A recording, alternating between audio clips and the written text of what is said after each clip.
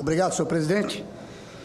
Eu quero, voltando a essa tribuna, eu disse na comunicação inadiável que, de maneira mais profunda, nós iríamos falar do desdobramento da nossa tumultuada, mais uma vez tumultuada, sessão do Congresso na última quarta-feira. E eu tenho aqui em mãos, eu tenho a matéria hoje divulgada no jornal O Globo, onde já traz aqui a verdadeira situação em função da decisão tomada no Congresso com respeito à derrubada do veto.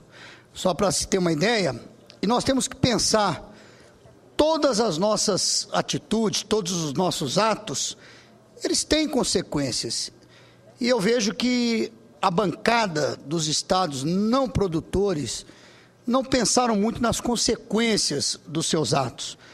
E eu tenho aqui então uma matéria que diz o seguinte, olha só, executada a decisão do Congresso em relação aos royalties, pelo menos 60 prefeituras do estado do Rio descumprirão a lei de responsabilidade fiscal. 87 municípios do estado do Rio de Janeiro, ou seja, 87 de 92 municípios, têm repasses do royalties incorporados ao seu orçamento para a realização de investimentos ou pagamentos de dívidas. Desses 87, 60 de imediato seriam desenquadrados da lei de responsabilidade fiscal, sujeitando os prefeitos a punições severas, não só no âmbito administrativo, mas também no criminal. E desses 60, estima-se que 20 teriam que declarar falência por absoluta incapacidade de restabelecer o equilíbrio orçamentário sem a presumida receita dos royalties. Então, não se trata, portanto, de uma disputa por recursos excedentes. E aí, eu quero, como disse, de maneira mais profunda, tratar e reforçar aqui a questão do ICMS. Mas antes de falar do ICMS, que hoje é cobrado no destino e não na origem, o que já traz grandes prejuízos para o estado do Rio de Janeiro. Quando houve a excepcionalização da arrecadação do ICMS, então, o ICMS do petróleo passou a ser cobrado no destino e não na origem. O que já trouxe, como eu disse, prejuízo aí ao Rio, onde o que foi arrecadado com os royalties, desde essa excepcionalização, já é 20 vezes menos se o Rio arrecadasse o ICMS do petróleo produzido no seu território. Mas eu quero aqui, dando sequência e seguindo aqui o roteiro do discurso, eu quero lembrar que nós iniciamos os trabalhos neste ano, em 2013, com uma extensa pauta de matérias consideradas prioritárias, notadamente aquelas que compõem a agenda econômica e federativa. Destaco como exemplo de temas de interesse federativo a complementação e também a remodelagem do ICMS interestadual, que inclusive o senador Inácio Arruda, que me antecedeu, também falou sobre isso. E também a fixação da nova regra de rateamento dos recursos do Fundo de Participação dos Estados, o FPE. E a questão dos royalties também, que nesse momento se constitui num ponto de conflito, o qual sabemos bem quando e por que começou, mas não podemos prever quando terminará. A maioria aqui dá como certa, ou melhor, nós vimos aí, a maioria dava como certa e realmente aconteceu a derrubada do veto presidencial sobre os royalties do petróleo. E já que é uma situação que parece inevitável, nós vamos ter os desdobramentos dessa questão, mas certamente a solução será morosa, prejudicando ainda mais os estados e os municípios produtores, que tanto necessitam dos recursos do royalties. Sabemos que a motivação maior para essa contenda é a necessidade dos estados e municípios de obter receitas imediatas. Como já falei aqui, nós nunca deixamos de discutir a redistribuição dos royalties, nunca nos negamos a discutir a redistribuição dos royalties dentro do pré-sal para o futuro. Só que com essa derrubada do veto, por questões aqui citadas, a necessidade dos estados em obter, e também os municípios, em obterem recursos, então se trabalhou dessa forma para que tivesse hoje já acesso ao royalty dos campos que já foram licitados. A ideia se fortaleceu e assim, movidos pelo imediatismo e pelo oportunismo, as bancadas dos estados não produtores de petróleo se movimentaram no sentido de tirar dos entes produtores a maior parte de suas receitas dos royalties. Como são maioria absoluta aqui e lá na Câmara, o conflito tornou-se inevitável e também a derrota dos estados produtores inevitável. É lamentável que tenhamos chegado a esse ponto, pela incapacidade de resolvermos essa questão de forma democrática, civilizada, fraterna e, principalmente, aos olhos dos princípios federativos. Não nos parece democrático essa Casa de Leis, de política, tomar uma decisão sustentada num ato de força da maioria contra uma minoria que aqui representa os estados do Espírito Santo e do Rio de Janeiro. Nossos estados, como disse, concordaram com a distribuição universal dos royalties dos novos campos do pré-sal, contratados daqui para frente, desde que respeitados nossos direitos. Tanto é assim que essa questão já sofreu vetos presidenciais por 2 vezes, além do que foi motivo de advertência da presidenta Dilma aos prefeitos na marcha, dizendo que eles lutassem pelos royalties dos contratos futuros, que nas palavras da presidenta, ela disse, o nosso país respeita contratos. Mesmo assim, as bancadas dos estados não produtores preferiram rasgar a Constituição, como também o próprio regimento, porque mais uma vez a sessão do Congresso, ela atropelou a Constituição e atropelou também o regimento interno, aonde não foi concedido à minoria, nesse caso, nesse momento, do Rio de Janeiro e do Espírito Santo, a colocar todas as questões de ordem que haviam para aquela sessão. O presidente do Congresso alegou que a primeira meia hora da sessão é para manifestação dos parlamentares. Ali não está se falando de questões de ordem, porque as questões de ordem, elas têm que ser totalmente esgotadas antes que a sessão possa prosseguir. E não nos foi dado esse direito.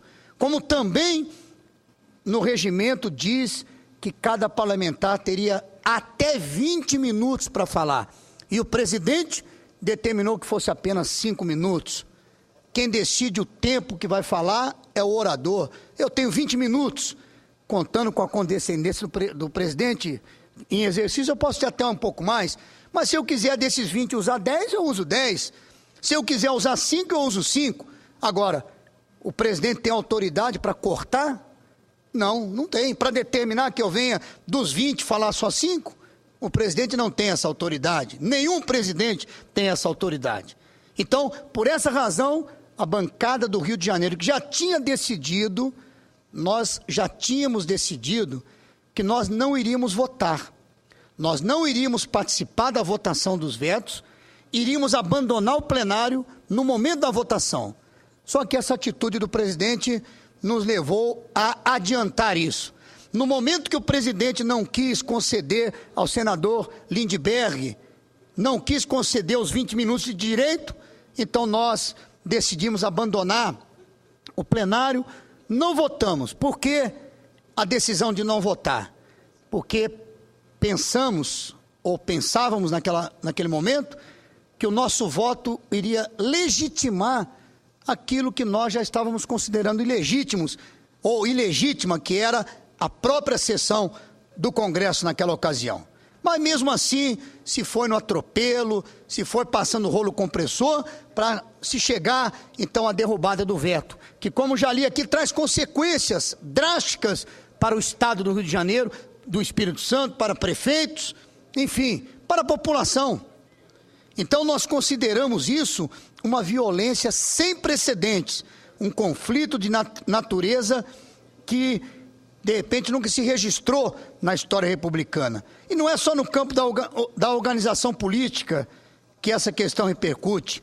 Não é só no campo da organização política, repito. A atitude das bancadas dos estados não produtores no Congresso é altamente prejudicial, não apenas aos estados do Rio de Janeiro e do Espírito Santo, mas ao país como um todo. A imagem do Congresso brasileiro está passando, ou melhor, a imagem que o Congresso brasileiro está passando aos investidores é de que aqui não se respeita as regras do jogo e elas são mudadas com o jogo em andamento e que não há segurança jurídica alguma no nosso país. Estamos passando por um momento de dificuldades na nossa economia. O país necessita incrementar a sua atividade econômica, retomando o seu crescimento. Para isso, precisamos encorajar os investidores e as empresas nacionais e internacionais. Precisamos oferecer a eles a segurança jurídica de que seus negócios não sofrerão mudanças que lhe causem prejuízos. Vemos aí o ministro Guido Mantega correndo atrás de investidores estrangeiros num esforço incomum, tentando reverter a situação do baixo crescimento do PIB nacional, já chamado aí de forma injuriosa, de forma irônica, de PIBinho, já tem sido alvo de charges, de piadas, de comentários, mas está aí o ministro fazendo o seu papel, buscando os investidores, tentando resolver a crise.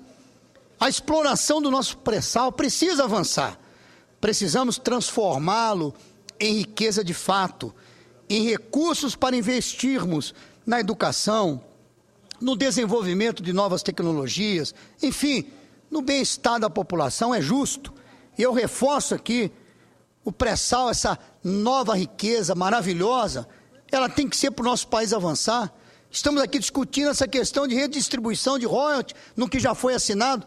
Se o governo ele licitou alguns campos, antes mesmo de saber exatamente o que tinha, e depois, sabendo o que tinha, suspendeu os leilões, mudou o sistema, e aí chegamos aonde chegamos, não é culpa do Rio de Janeiro, não é culpa do Espírito Santo. Então nós temos que pensar isso com seriedade, com verdade, porque especialistas aí internacionais já dizem que o pré-sal que estava se pensando em 2020, 2025, já diz que talvez nem em 2030 o Brasil consiga já estar aproveitando dessa riqueza, por causa da nossa própria burocracia, por causa da própria maneira como nós tratamos as coisas. Quer dizer, é uma vergonha também para o nosso país. Mesmo assim, eu quero chamar a atenção de todos os líderes, dos senadores, dos deputados, para dizer que a solução mais acertada na repartição do royalty está em nossas mãos. Está em nossas mãos. Derrubar o veto dos royalties não foi o melhor caminho pelo qual devíamos seguir. Sem uma negociação justa, que contemple o interesse de todos, os produtores e os não produtores, a questão não se esgotará, não se encerrará, e todos nós sabemos disso. Ela será levada imediatamente ao Supremo Tribunal, tornando-se assim um trauma a mais para o nosso já sofrido pacto federativo.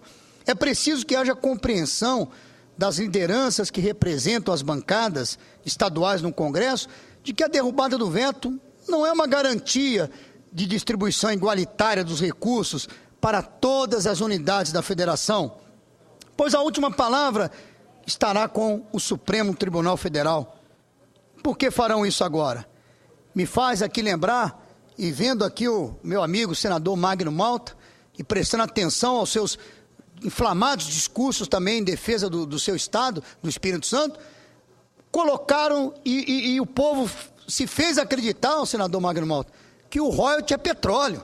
E o royalty não é petróleo, como o senhor falou em vários pronunciamentos, e sempre juntos, não é petróleo, é uma compensação, incluindo não só a compensação no caso do passivo ambiental, mas também do próprio ICMS, que deixou de ser recolhido na origem para ser recolhido no destino. Então eu trago aqui essa discussão, já que estão querendo redistribuir o royalties, ou tirar parte do royalties que é nosso por direito, então vamos tratar isso, vamos voltar ao ICMS então para ser cobrado na origem. Para nós é muito melhor. Eu tenho certeza que para o estado do Rio de Janeiro é muito melhor que o ICMS fosse cobrado na origem e não no destino como é hoje. Nós já perdemos ao longo de 25 anos o que o Rio de Janeiro arrecadou com os royalties como compensação ambiental e também da perda de receita do ICMS. O que o Rio de Janeiro arrecadou nesses 25 anos com o royalty é 20 vezes menos o que ele teria arrecadado com o ICMS.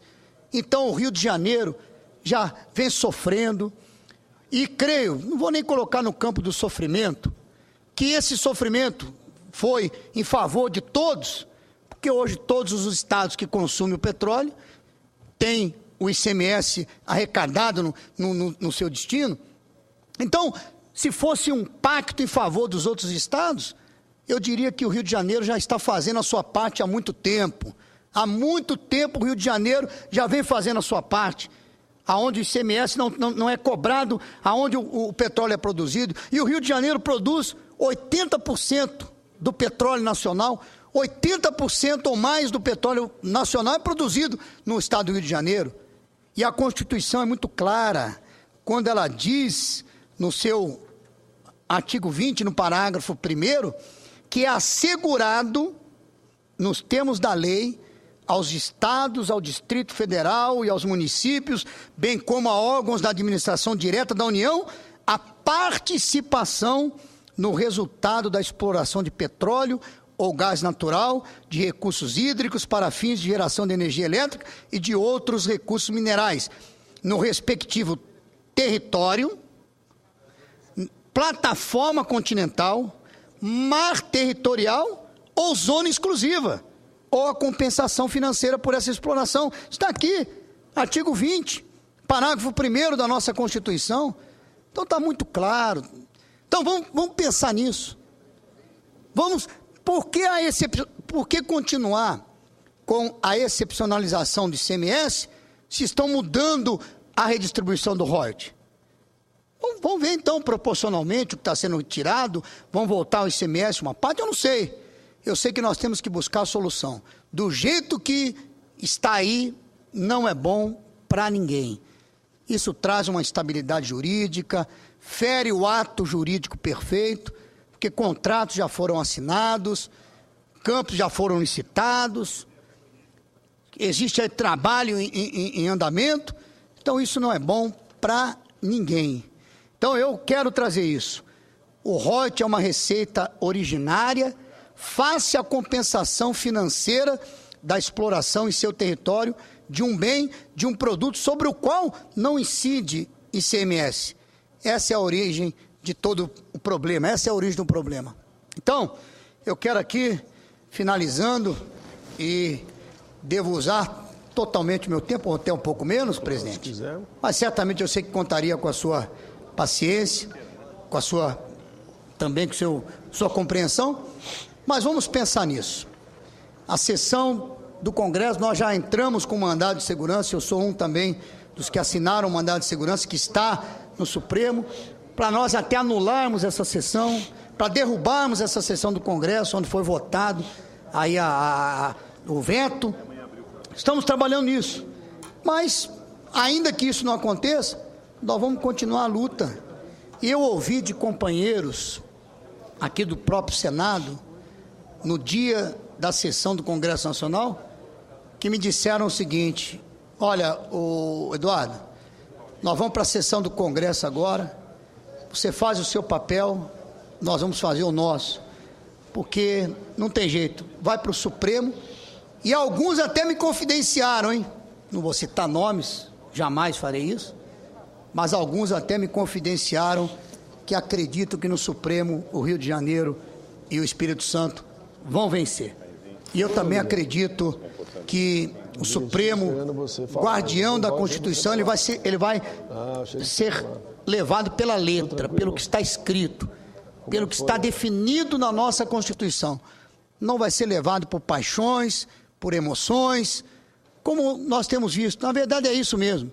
Paixões, emoções, um discurso que agrada, um discurso que soa muito bem ao ouvido dos eleitores, porque na situação que está, qual é o eleitor que não gosta de ouvir que o seu representante está buscando trazer mais recursos para o seu Estado? Claro, é um discurso que agrada aos eleitores, inflamado de paixão, mas, na verdade, o que vale é a Constituição. E pela Constituição, o Rio de Janeiro, o Espírito Santo, é total detentor do direito dos royalties. O Rio de Janeiro não é egoísta, não é mesquinho, não quer ficar com tudo para si. Repito, encerrando, vamos discutir a redistribuição do royalties no futuro, por pré-sal para frente. O assinado, o licitado, esse é ponto que jamais o Rio de Janeiro vai abrir mão. Não tem negociação, não tem conversa, porque é direito, é ato jurídico perfeito e nós não vamos aceitar que ele seja desrespeitado. Então, eu quero dizer isso a todos. ICMS, vamos trazer de volta para a origem. Para o Rio de Janeiro seria excelente. Obrigado, senhor presidente.